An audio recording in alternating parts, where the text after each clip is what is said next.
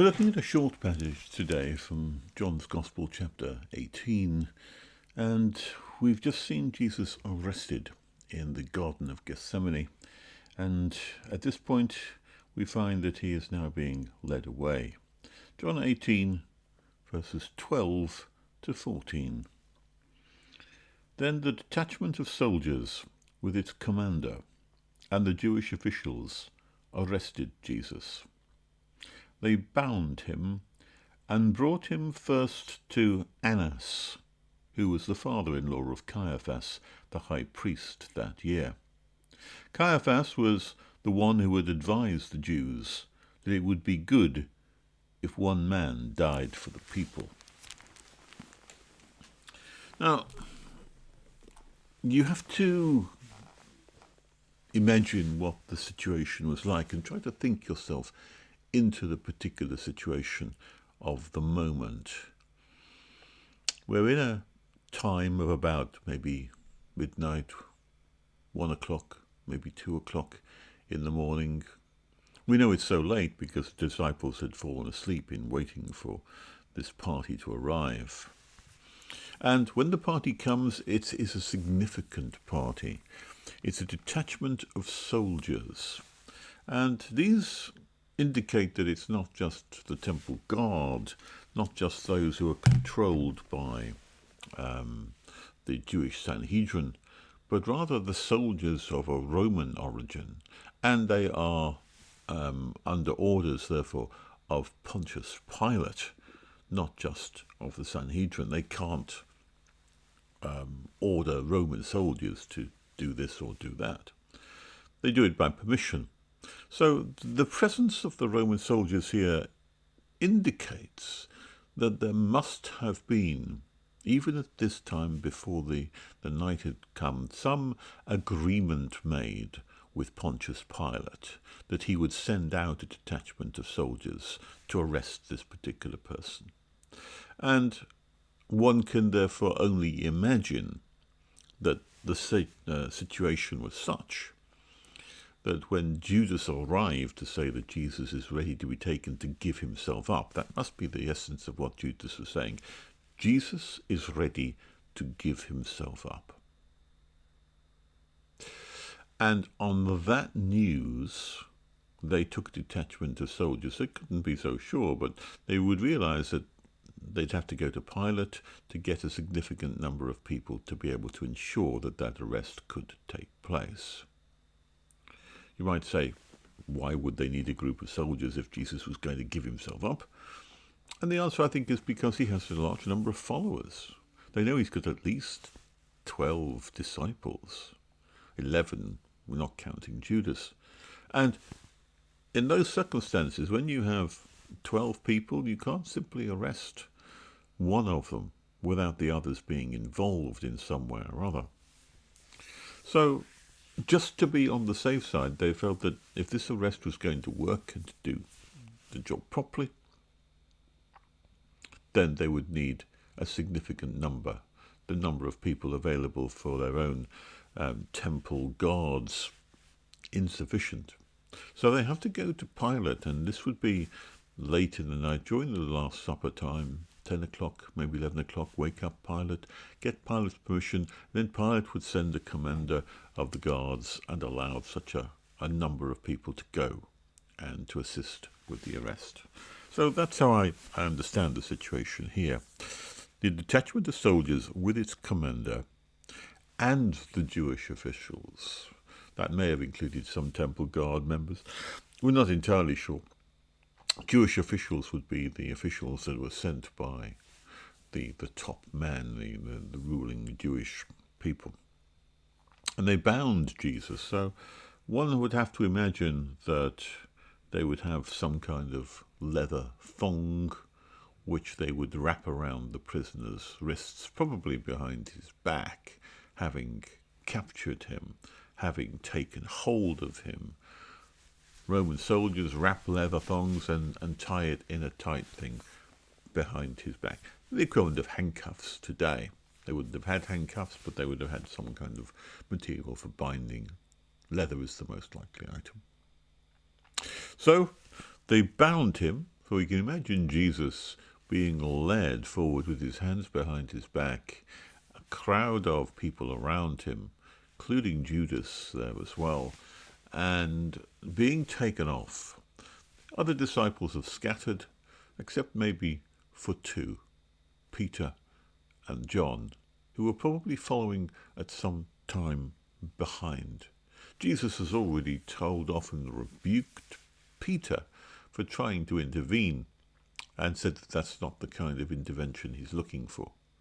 He's looking to sacrifice himself as a willing scapegoat, as so that there might be a benefit for the people, and that will unfold itself shortly.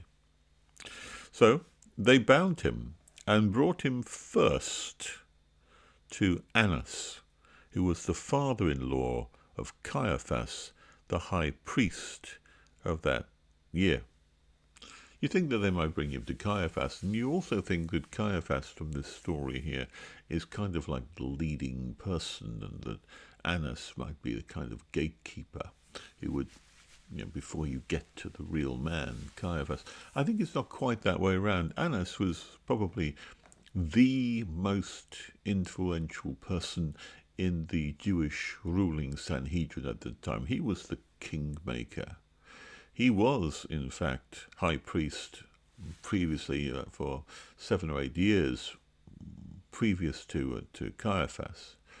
And after that, I think he had a series of sons, and I think his first son then followed as high priest after him for some time, and then I think after that, Caiaphas, his son-in-law, he was made high priest, and then after that, Annas' second son, and third son, and fourth son, and fifth son, all followed in line. So this is a mighty dynastic ruler here, Annas. He is the one who is the power behind the entire throne, and each of his sons, and indeed his son-in-law in their turn, was given this opportunity of taking the titular role of high priest of the time.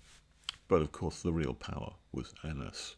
So it's not surprising that John says he was brought first to Annas, who was the father-in-law of Caiaphas, and therefore demonstrating that Annas is the one who really has the say in the matter, and he probably tells the others what to do.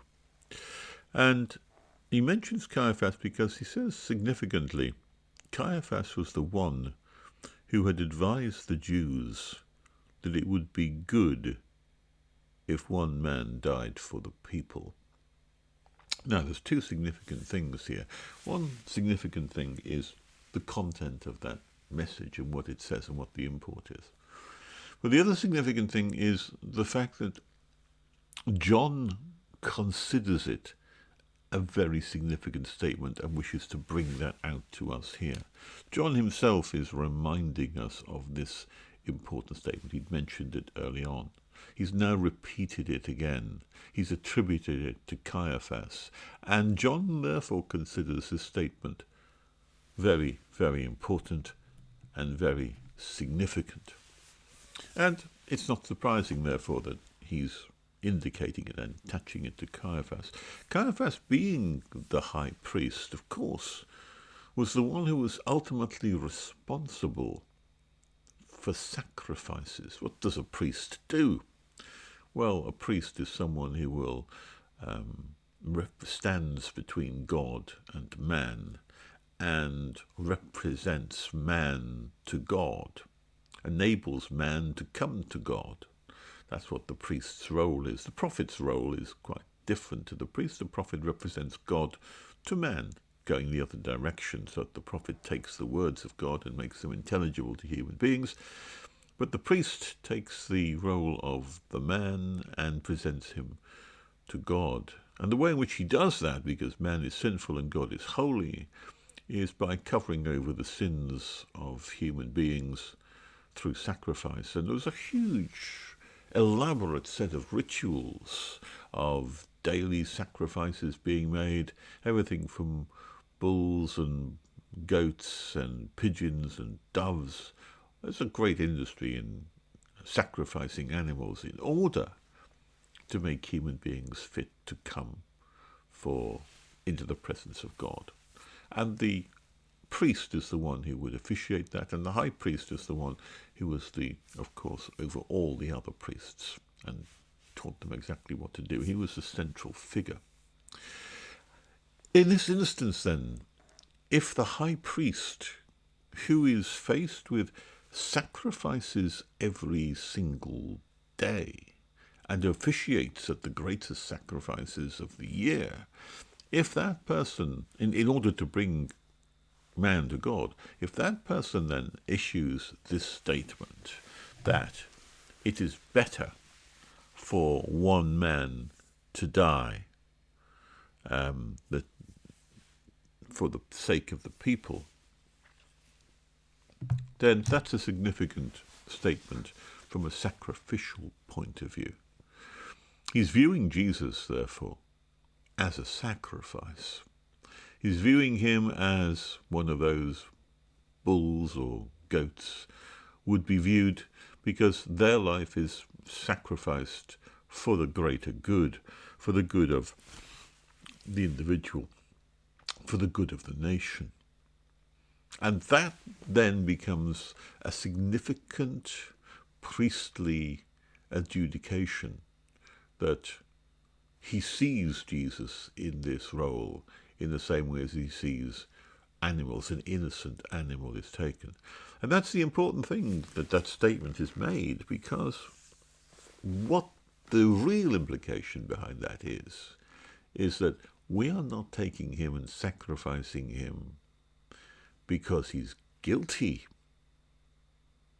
On the contrary, the implication is that we are taking this person and sacrificing him because he is innocent. So the impact of this statement is a declaration by the Jewish hierarchy of the innocence of Jesus Christ. It is better that one man should die for the people, not die because he's a sinful person, but die as a substitutionary sacrifice. There's a huge amount within this idea and this phrase.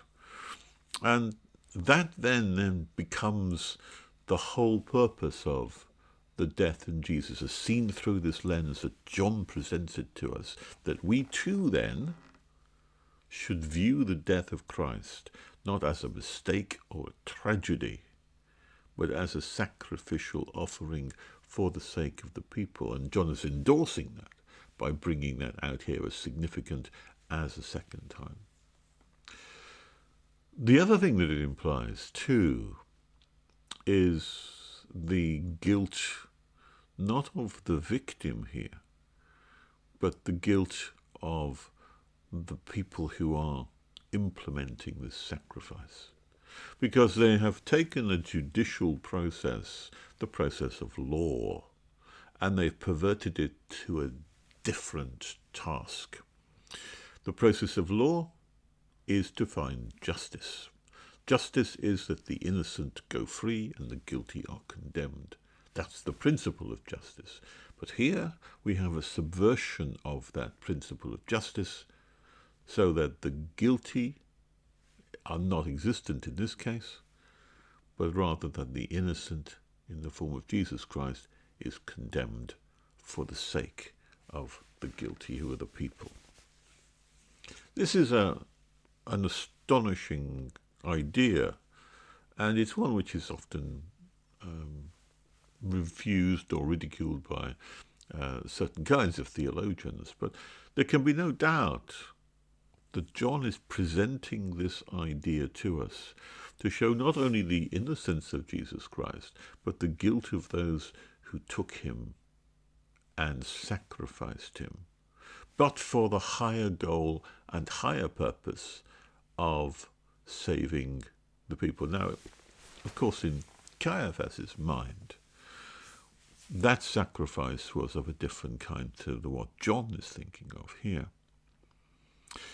Caiaphas's sacrifice is one of political expediency.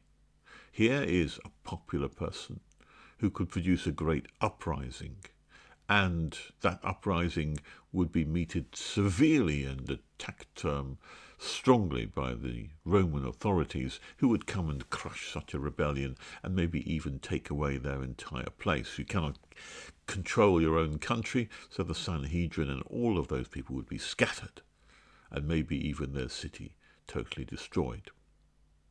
Actual fact, such a thing happened about 30 or 40 years later. So, when Caiaphas says it's expedient for one man to die for the sake of the people, he means let this rabble-rouser, even though he's innocent, even though he tells the truth, even though he's a good man, if we can sacrifice him, we'll protect the nation and ourselves at the same time. It's a political sacrifice. But John is presenting it here to us on a different level. And his idea is that you have the true priestly sacrifice, the culmination of every single sacrifice that took place in the Old Testament. As we're told elsewhere in the Bible in Hebrews, the blood of bulls and goats couldn't actually take away sin. But the blood of a truly innocent person of the stature of the Son of God is something which is efficacious in the removal of sin.